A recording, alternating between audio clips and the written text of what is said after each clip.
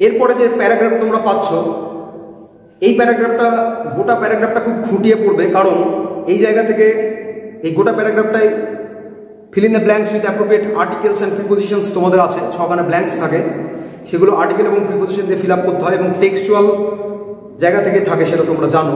তো এই প্যারাগ্রাফটা কিন্তু সেটার জন্য ইম্পর্টেন্ট, এটা অনেক জায়গাতে থাকে দেখবে তোমরা। I moved easily along the birth, এই যে বার্থ শব্দটা তোমরা পাচ্ছ, বার্থ মানে এখানে হচ্ছে একটা ট্রেনের যে গোটা লম্বা সিটটা, সেটা যখন তুমি রিজার্ভ করবে নিজের একার জন্য, তখন সেটা বার্থ হয়ে যায়, সেটা সিট থাকে না। এমনিতে লম্বা সিটগুলোতে আমরা 5 জন বা 6 জন বসে যাই, কিন্তু সেটা যখন তুমি নিজের জন্য রিজার্ভ করবে তখন সেটা বার্থ থাকে। তাই লেখক বলছেন আই মুভড ইজিলি, আমি খুব সহজেই এগিয়ে গেলাম, অ্যালং দ্য বার্থ, লম্বা সিট বরাবর এগিয়ে গেলাম, অ্যান্ড ফেল্ট, হাত দিয়ে অনুভব করলাম, ফর দ্য উইন্ডো লেজ, উইন্ডো লেজ LEDGE, এখানে লেজ মানে হচ্ছে তাক বা কিনারা, জানালার যে কিনারাটা আছে, যে তাকটা রয়েছে, সেটাকে আমি হাত দিয়ে ফিল করার চেষ্টা করলাম।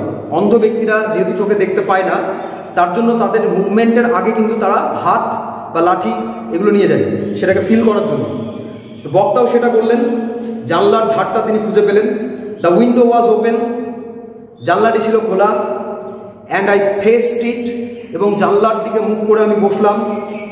মেকিং এ প্রিটেন্স, একটা প্রিটেন্স আমি করলাম, প্রিটেন্স মানে হচ্ছে ভান,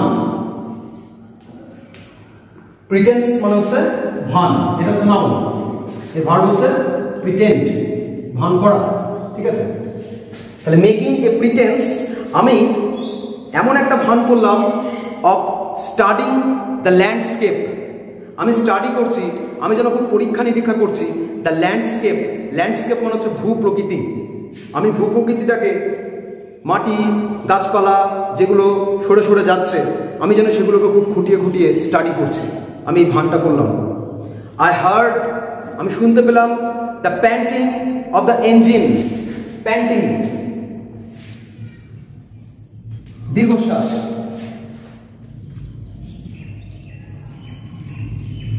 খুব জোরে আওয়াজ, আমি ইঞ্জিনের যে প্যান্টিং সেটা আমি শুনতে পেলাম।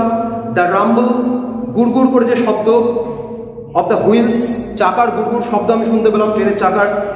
And in my minds I, লক্ষ্য করে জায়গাটা, ইন মাই মাইন্ডস আই, আমার মনের চোখে, আমার অন্তরের দৃষ্টিতে, আই কুড সি, আমি যেন দেখতে পাচ্ছিলাম, টেলিগ্রাফ পোস্ট, টেলিগ্রাফের ওই লম্বা লম্বা যে দণ্ডগুলি আছে সেগুলি ফ্ল্যাশিং বাই, সেগুলি ঝলকানি দিয়ে দিয়ে সরে সরে যাচ্ছে। পুরোনো দিনে যখন টেলিগ্রাফের ব্যবস্থা ছিল, তখন সেখানে কি করা হতো, সেই টেলিগ্রাফের যে পোস্টগুলো, সেই পোস্টগুলো কিন্তু লাইনের বরাবর পোতা থাকতো।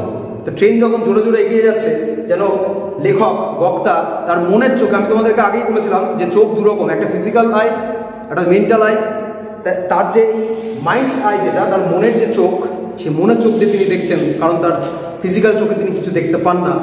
টেলিগ্রাফ পোস্ট ফ্ল্যাশিং বাই, টেলিগ্রাফের পোস্টগুলো, সেই পোস্টগুলো যেন একটা একটা করে এগিয়ে এগিয়ে যাচ্ছে। হ্যাভ ইউ নোটিসড, আপনি খেয়াল করলেন, আই ভেঞ্চার্ড, আমি খুব সাহস করে বললাম, ভেঞ্চার মানে হচ্ছে খুব সাহস সঞ্চয় করে কোনো কথা বলা। হ্যাভ ইউ নোটিসড, আপনি খেয়াল করলেন, আই ভেঞ্চার্ড, আমি খুব সাহস করে বললাম, দ্যাট দ্য ট্রিজ, গাছগুলোকে, সিম যেন মনে হচ্ছে, টু বি মুভিং, সেগুলো যেন নড়ে নড়ে যাচ্ছে, মানে দৌড়ে দৌড়ে ছুটে ছুটে যাচ্ছে। হোয়াইল, যখন, উই সিম, যেন আমাদেরকে মনে হচ্ছে, to be standing still, still মানে হচ্ছে স্থির ভাবে, STIL, স্টিল মানে স্থির। হ্যাভ ইউ নোটিসড, আপনি খেয়াল করলেন, that the trees seem to be moving, যেন গাছগুলিকে মনে হচ্ছে নড়াচড়া করছে। While we seem to be standing still, যেন আমরা যেন স্থিরভাবে দাঁড়িয়ে আছি। এই যে ব্যাপারটা, এমন একটা কথা তিনি বললেন, খুব নর্মাল একটা কথা, যে কথাটা একটা বাচ্চা ছেলেও জানে যারা ভূগোল বা বিজ্ঞান পড়ছে। এটা কি, এটা হচ্ছে এক ধরনের অপটিক্যাল ইলুশন।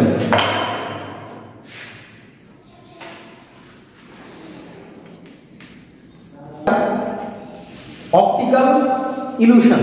অপটিক্যাল মানে হচ্ছে related to the eyesight, associated with the eyesight, দৃষ্টিশক্তি সংক্রান্ত। আর ইলুশন মানে মায়া। তাহলে এটা চোখের ভ্রম, দৃষ্টিভ্রম। অপটিক্যাল ইলুশন মানে হচ্ছে দৃষ্টি ভ্রম, চোখের ভুল।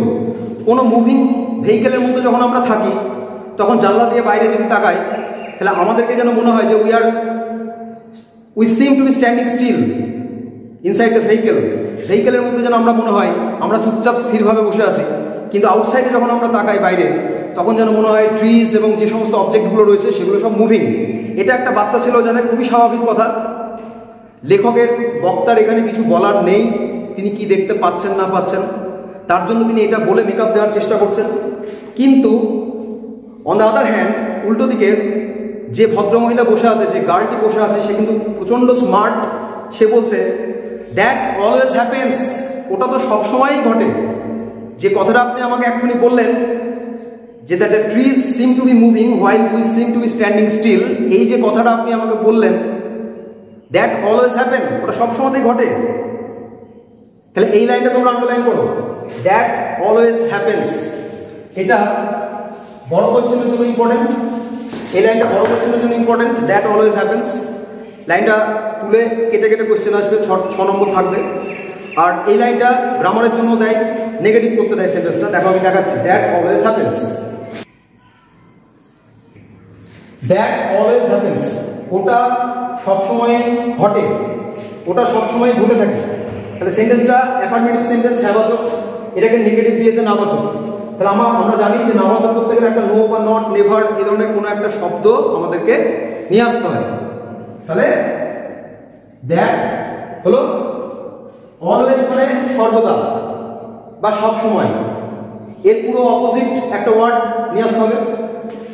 তাহলে অলওয়েজ এর পুরো আলাদা হচ্ছে, উল্টো হচ্ছে, অপোজিট হচ্ছে নেভার। তাহলে দ্যাট নেভার।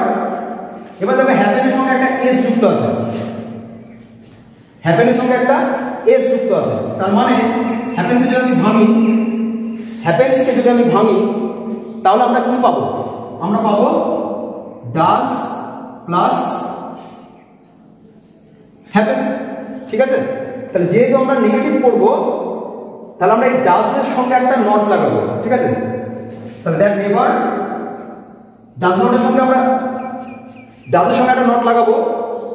তখন হ্যাপেন্স এর পুরো উল্টো দাও, হ্যাপেন মানে ঘটা, এর পুরো উল্টো হচ্ছে ঘটতে ব্যর্থ হওয়া। কোনো কিছু ঘটা তার উল্টো হচ্ছে কোনো কিছু ঘটতে ব্যর্থ হওয়া বা না ঘটা। তাহলে দ্যাট নেভার, হ্যাপেন এর উল্টো হচ্ছে ফেল। এবার হ্যাপেনের সঙ্গে যদি এস আছে, থার্ড পারসন সিঙ্গুলার নাম্বারের জন্য তোমাকে ফেলের সঙ্গে একটা এস দিতে হবে। তাহলে that never fails to happen, ওটা সর্বদাই ঘটে, ওটা কোনো সময় ঘটতে ব্যর্থ হয় না। দ্যাট অলওয়েজ হ্যাপেন্স, ওটা সবসময় ঘটে। শি সেড, তিনি বললেন। Do you see any animals, do you see any animals, আপনি কি কোনো অ্যানিমেলস দেখতে পাচ্ছেন? আপনি এটা আমাকে বলুন যে আপনি জানলা দিয়ে বাইরে যখন তাকাচ্ছেন, do you see any animals, আপনি কি কোনো পশু প্রাণী এগুলো দেখতে পাচ্ছেন? এই লাইনটা আন্ডারলাইন করো, এই লাইনটা তোমাদের ভয়েস চেঞ্জের জন্য ইম্পর্টেন্ট। এনি অ্যানিমেলস হচ্ছে অবজেক্ট, সি হচ্ছে মেইন ভার্ব। ঠিক আছে, এটা একটা প্রশ্নবোধক বাক্য। তাহলে এনি অ্যানিমেলসটা এদিকে আসবে,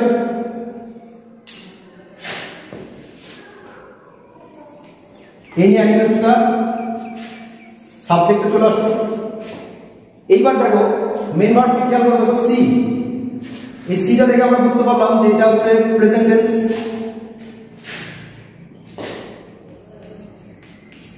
প্রেজেন্ট টেন্স বুঝতে পারলাম। তাহলে এনি অ্যানিমেলস সিঙ্গুলার না প্লুরাল? প্লুরাল। তাহলে এখানে আমার প্যাসিভ ভয়েস আসবে আর, আর এনি অ্যানিমেলস। সি এর পাস্ট পার্টিসিপল ভার্ব থার্ড দেবে তোমরা, আর এনি অ্যানিমেলস সিন হলো ইউটা ডান দিকে গেলে কি হবে? By you. তাহলে প্রশ্নবোধক বাক্য, ন্যারেশনটা চেঞ্জ করে প্রশ্নবোধক বাক্যই থাকবে। ঠিক আছে, ব্যাস আজকের জন্য এটুকুই।